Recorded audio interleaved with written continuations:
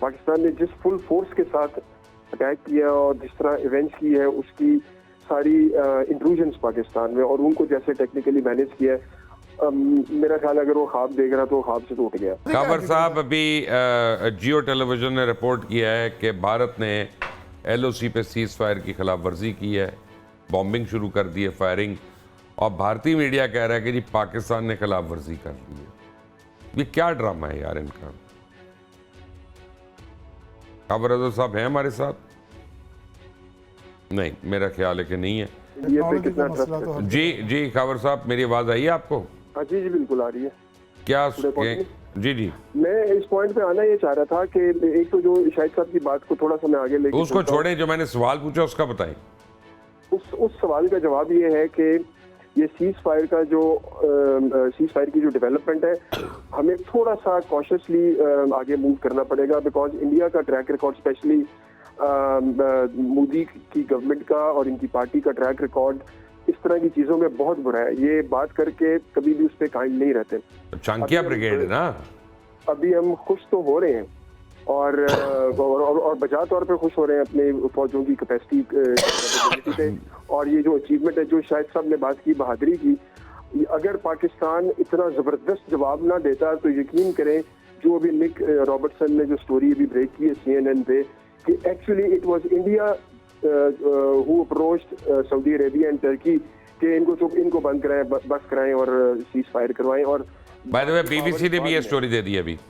हाँ जी, तो ये बहादुर लोगों के साथ ही किस्मत हमेशा रहती है, मगर having said that, इसको बड़ा कॉशियसली ट्रेड करना पड़ेगा। ये जो सीज फायर का जो ऑप्शन है, एक तो ये कि ये झूठ बोलते हैं, ये सीज फायर को बार बार लाइन ऑफ कंट्रोल, क्योंकि पोरस एरिया है ये, वहाँ पे इसको पाकिस्तान को एंगेज किए रखेंगे और सर्टन लेवल की पाकिस्तान को अलर्टनेस अपनी डेडिकेट करनी पड़ेगी हालात पे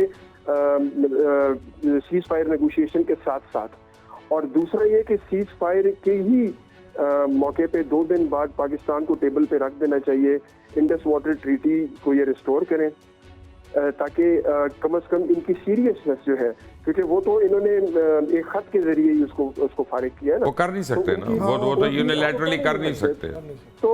तो इनकी seriousness of the cease fire और नॉर्मलाइजेशन ऑफ रिलेशंस बिटवीन, वो 2 दिन बाद भी हो जाए, वो 12 के बाद भी हो जाए, उससे फर्क नहीं पड़ता, क्योंकि they can't stop the water, they don't have the capacity and they can't do it.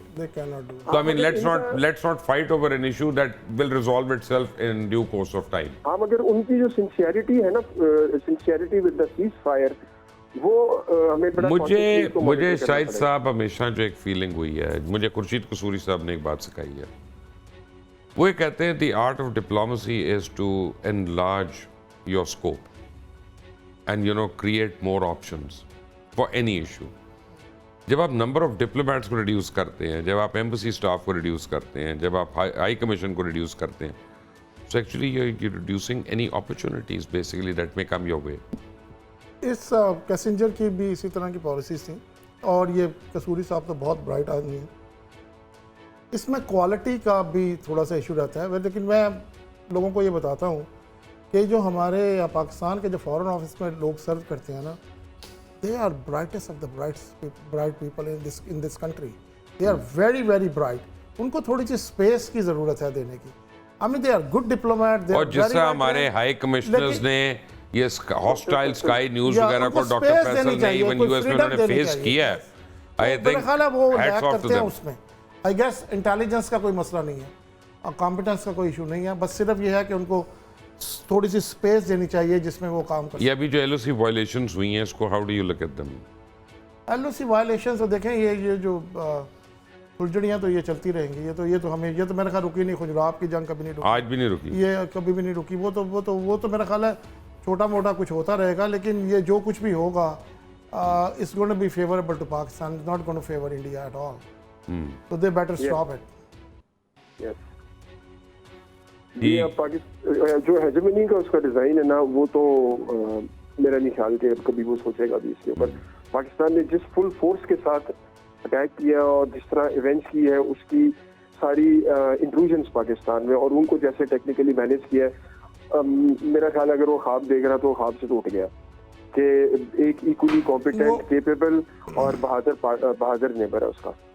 वो एक मुझे बात इससे याद आई, वो so one thing is for sure कि इंडिया की जो क्वेस्ट है सिक्योरिटी काउंसिल की परमानेंट सीट की, that's not coming through. No, that will never come, वो तो question that will never come through, क्योंकि पाकिस्तान से चाइना है। या नहीं, वो तो हमेशा से इंडिया की ख्वाहिश है ना, ख्वाहिशा तो बहुत है। एक आपने इसमें जिक्र नहीं किया, वो जो फैटफ का जिक्र जी है, हाँ। वो फैटफ इज़ वेरी इंपॉर्टेंट। जी, और you know there was a push and the sort of to put Pakistan back on the grey list, which I don't think is gonna happen now. And एक और जो इसमें मुझे उम्मीद की एक और बड़ी किरण नज़र आती है, वो जो एक स्पीच जो पिछले दिनों में एक कन्वेंशन में हुई, जिसमें कहा गया कि पाकिस्तान अपने जो डेट्स हैं वो 3 साल में उतार सकता है, और उसके लिए जो सॉर्ट ऑफ रेफरेंस पॉइंट्स है was from the Holi book and many other. ये जनरल आसिम ने की है, जनरल आसिम मुनीर ने। तो मुझे लगता है टाइम ये आ ही गया है, मुझे लगता है कुछ ऐसी चीज़ें होने वाली हैं। Pakistan has established. There are some isolated reports of drones coming out, you know. अब मुझे नहीं पता कि ये एक्यूरेट है कि गलत है, आई मीन इट्स अनकन्फर्म्ड।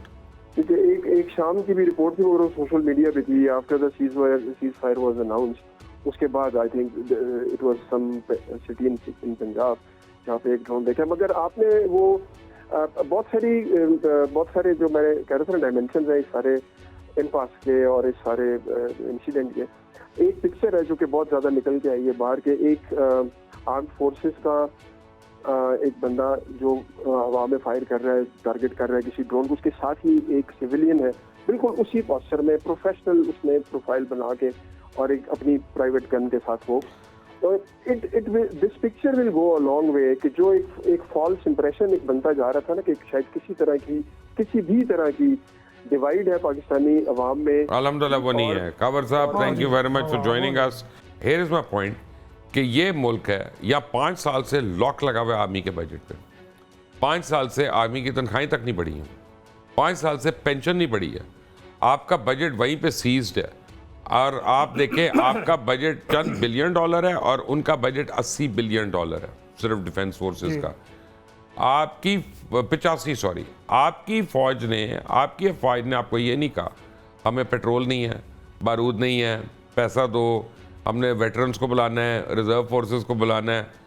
आपने कहा कि जाओ डिफेंड करो, उनका डन। उन्होंने एक दफ़ा आपसे ब्लैकआउट की एक्सरसाइज नहीं कराई, कोई ब्राउन आउट की एक्सरसाइज नहीं कराई, कोई सिविल डिफेंस की।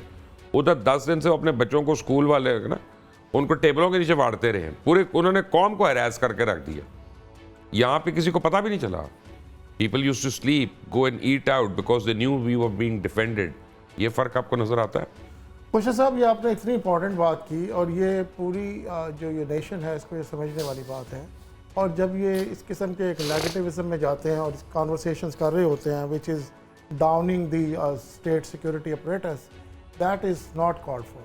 आप ये देखें, आप एक दुश्मन, जो आपकी जो रियल स्टेट है ना, वो चारों तरफ से दुश्मन कंट्रीज में घिरी। किसी कंट्री का आप नाम लें, they are your enemies, they can eat you alive without thinking for a second. अब उस सिचुएशन में आप रहते हुए और कंट्री का दिफा कर रहे हैं, आपको ये इन लोगों को जो इस किस्म की बातें करती हैं उन्हें समझ आनी चाहिए कि पाकिस्तान कांगो क्यों नहीं बना, पाकिस्तान सीरिया क्यों नहीं बना, पाकिस्तान लीबिया क्यों नहीं बना, पाकिस्तान अफगानिस्तान क्यों नहीं बना, and many other countries you can think of. अगर ये नहीं बना तो उसकी एक ही रीज़न है। I think you have to, before they go to sleep tonight, they have to think about it and then अपना एनालिसिस करें what we have been doing and cursing a group of you know the security forces और whatever they want to call. तो वो aspect ये loose कर देते हैं, वो एस्पेक्ट लूज़ कर देते हैं।